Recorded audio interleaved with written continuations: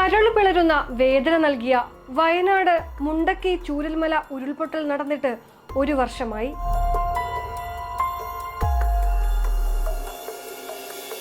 ദുരന്തഭൂമിയിൽ എല്ലാം നഷ്ടപ്പെട്ട് പ്രതീക്ഷയേറ്റ് നിന്ന മനുഷ്യരെ കേരള സർക്കാർ ചേർത്ത് പിടിച്ചു. പുനരധിവാസത്തിന് സാധ്യമായ വഴികളെല്ലാം തേടി.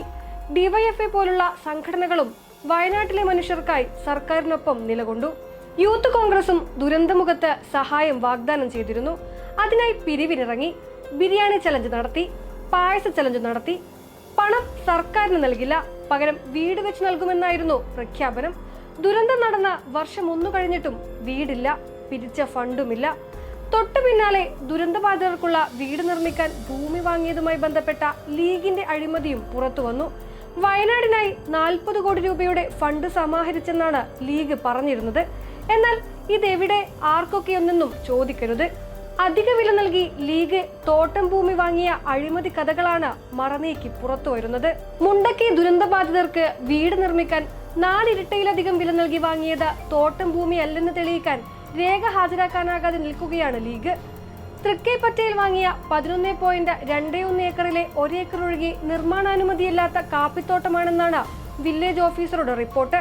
സ്ഥലം തോട്ടം ഭൂമിയല്ലെന്നും രേഖയുണ്ടെന്നുമായിരുന്നു ലീഗിന്റെ വാദം. ഏതായാലും ഹിയറിംഗ് നീളുന്നതിനാൽ വീട് നിർമ്മാണവും അനിശ്ചിതത്വത്തിലായിരിക്കുകയാണ്. പുനരധിവാസത്തിനായി ജനങ്ങളിൽ നിന്ന് പിരിച്ച 40 കോടിയിൽ സ്ഥലത്തിന് മാത്രം 12 കോടി രൂപയിലധികമാണ് ലീഗ് ചെലവഴിച്ചത്. 1 വർഷം മുമ്പ് സെന്റിന് 23,000 രൂപയ്ക്ക് താഴെ രജിസ്ട്രേഷൻ നടന്ന ഇതേ റീസർവേ നമ്പറിലുള്ള ഭൂമി സെന്റിന് 1 ലക്ഷത്തിലേറെ രൂപ നൽകിയാണ് വാങ്ങിയത്. PK കുഞ്ഞാലിക്കുട്ടിയുടെ ബന്ധുവും വീട് നിർമ്മാണ സമിതി അംഗവുമായ അഭിഭാഷകൻ കല്ലങ്കോടൻ മൊയ്തുവാണ് തുക കൈപ്പറ്റിയത്. മൊയ്തുവിന്റെ 3 ഏക്കർ ഉൾപ്പെടെ 5 പേരിൽ നിന്ന് ലീഗ് ഭൂമി വാങ്ങി. മാർച്ചിൽ തൊട്ടടുത്ത സർവേ നമ്പറിൽ സെന്റിന് 15,000 വരെ നിരക്കിൽ രജിസ്റ്റർ ചെയ്ത സ്ഥലങ്ങൾക്ക് സെന്റിന് 98,000 രൂപ മുതൽ 1.22 ലക്ഷം രൂപ വരെ നൽകിയാണ് വാങ്ങിയത്. മൊയ്തു തന്നെ നിർമ്മാണ സമിതിക്ക് നിയമോപദേശവും നൽകി. ഇതിൽ ദുരൂഹതയുണ്ടെന്ന് പ്രാദേശിക ലീഗ് നേതാക്കൾ തന്നെ പറയുന്നു.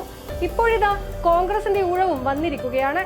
അഴിമതി കോൺഗ്രസിന് പുതിയ കാര്യമല്ലെങ്കിലും ദുരന്തമുഖത്തെ കൈയിട്ടുവാരലും പറ്റിക്കലും കടന്ന കൈയായിപ്പോയി.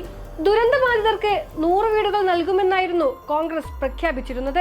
എന്നാൽ വീട് നിർമ്മാണം ഇതുവരെ എങ്ങും എത്തിയിട്ടില്ല. 3,14 ലക്ഷം രൂപയാണ് കോൺഗ്രസിന് ഇതുവരെ പിരിച്ചു കിട്ടിയതത്രേ.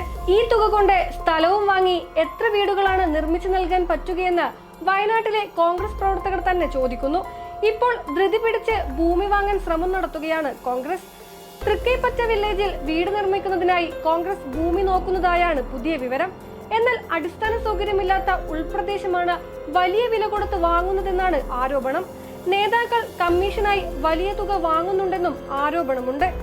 ഏതായാലും ദുരന്തമുഖത്തും സ്വന്തം കീശ വീർപ്പിക്കാൻ വല്ലാതെ കഷ്ടപ്പെടുന്ന കോൺഗ്രസിന്റെയും ലീഗിന്റെയും യൂത്ത് കോൺഗ്രസിന്റെയും യഥാർത്ഥ മുഖം മലയാളികൾ വലിച്ചു കീറും.